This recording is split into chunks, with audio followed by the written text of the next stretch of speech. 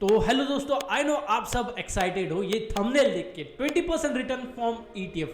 क्या ये सच में पॉसिबल है? जी हाँ, ये सच में पॉसिबल है और मैं आपको प्रूफ भी बताऊंगा कि हम कैसे ETF में इन्वेस्ट करके एटलीस्ट 20% रिटर्न तो जनरेट कर ही लेंगे। तो आप सबको पता ही होगा कि ETF क्या होता है। बेसिकली एक ऐसा फंड जो कि ट्रैक करता है इंडेक्स को, तो आइदर वो निफ्टी बैंक हो, निफ्टी हो या फिर सेंसेक्स हो। जैसे जैसे निफ्टी चलता है, जैसे जैसे सेंसेक्स चलता है, वैसे ही हमारा ETF चलता है। तो अभी इसे ट्रैक करने वाला जो फंड होता है इसे हम बोलते हैं ETF या फिर इंडेक्स फंड। लेकिन जो ETF होता है वो एक्सचेंज के ऊपर ट्रेड होता है, इस वजह से हम इसे ETF बोलते हैं। और अभी इस वीडियो में मैं आपको जो स्ट्रैटेजी बताने वाला हूँ वो स्ट्रैटेजी से आप इजीली काफ़ी अच्छी रिटर्न जनरेट कर सकते हो और मोस्ट प्रोबेबली आप इंडेक्स को बीट भी कर सकते हो। लेकिन यहाँ पे बहुत ज़्यादा डिसिप्लिन और आपको दिन में 2 से 3 मिनट निकाल के एनालिसिस करना है या फिर चार्ट रीडिंग करनी है, और वो भी काफ़ी ज़्यादा सिंपल। लेकिन ये सारी बातें बताने से पहले मैं आपको 2 फैक्ट्स बताता हूँ ETF के बारे में।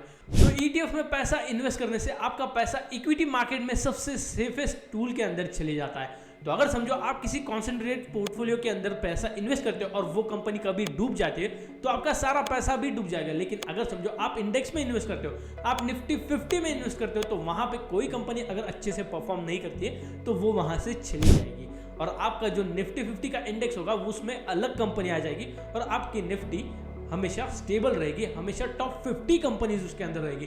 तो अभी उस हिसाब से अगर आप इंडेक्स के अंदर इन्वेस्ट करते हो तो आपका पैसा भी वहां पे सेफ रहेगा। लेकिन जब मैं छोटा था, बचपन में ये हमेशा सोचता था कि काश मैं यूएस में रहता।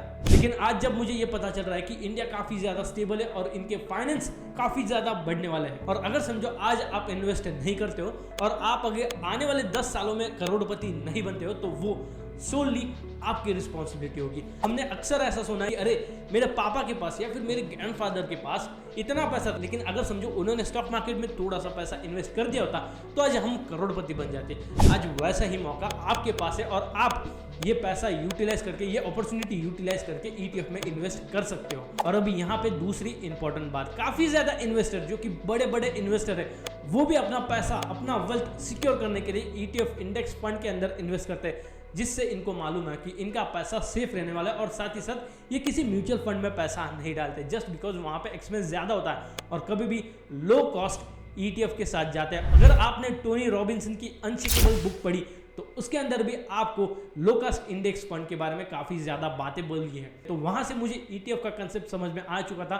ये आप मेरा पोर्टफोलियो देख सकते हो, मैंने रिसेंटली यूट्यूब चैनल के लिए ये इन्वेस्टिंग स्टार्ट की, जिसके अंदर मैं हर महीने या फिर मेरी स्ट्रैटेजी के अकॉर्डिंग जब जब मुझे ऐसा लगता है कि हाँ ये एक करेक्ट टाइम है इन्वेस्ट करने के लिए, उस टाइम मैं इन्वेस्ट करता हूँ और ये पोर्टफोलियो मैं एक्सपेक्ट कर रहा हूँ 2 करोड़ तक ले जाने के लिए। अगर समझो आपको ये जर्नी ट्रैक करनी है और देखना है कि ये पैसे मैं कैसे 1 से 2 करोड़ तक लेके जाता हूँ तो ये वीडियो पे लाइक एंड सब्सक्राइब जरूर बनता है। तो अभी बढ़ते हैं हमारी स्ट्रैटेजी की तरफ और मैं आपको बोलूंगा कि ये काफी ध्यान से सुनना। आपको ज्यादा कुछ करना नहीं है, आपको बस वीकली टाइम फ्रेम पे जाना है या फिर मंथली टाइम फ्रेम पे जाना है और वहां पे आपको ये देखना है कि आपको बेटर प्राइस कहां पे मिलती है। बेटर प्राइस मतलब आपको कल से एक अच्छी प्राइस मिलना। और अगर समझो कल का जो कैंडल था वो अगर ग्रीन कैंडल है और आने वाला नेक्स्ट कैंडल, नेक्स्ट डे का कैंडल अगर वो रेड बना, इसका मतलब ये हुआ कि कल की प्राइस ज्यादा थी और आज की प्राइस उससे कम है, मतलब मुझे बेस्ट प्राइस मिली। यही कंसेप्ट आपको वीकली एंड मंथली बेसिस के ऊपर फॉलो करना है। अगर समझो आपके पास वीकली पैसा है तो आप वीकली इन्वेस्ट कर सकते हो, तो वहां पे आपको वीकली कैंडल देखनी है और वहां पे अगर समझो आपको ग्रीन कैंडल के बाद रेड कैंडल मिलती है तो वहां पे आपको इन्वेस्ट करना। और वैसे ही मंथली फ्रेम के ऊपर अगर समझो आपको रेड कैंडल जहां पे दिखती है, इसका मतलब ये होता है कि आपको पिछले दिन से अच्छी प्राइस मिली है। और अगर समझो आपने ये कंसिस्टेंटली फॉलो किया और आपने अगर एवरेजिंग की डाउन साइड की तरफ, मतलब रेड कैंडल के ऊपर, मतलब बेस्ट प्राइस के ऊपर, तो आपकी एवरेजिंग डाउन साइड की तरफ होती जाएगी और लॉन्ग टर्म में आपकी जो एवरेज बाइंग निकल के आएगी वो डाउन साइड में आएगी। और जब जब मार्केट बढ़ेगा तो आपका अच्छा बुल रन मिलेगा और साथ ही साथ आपको अच्छे बेनिफिट्स भी मिलेगी।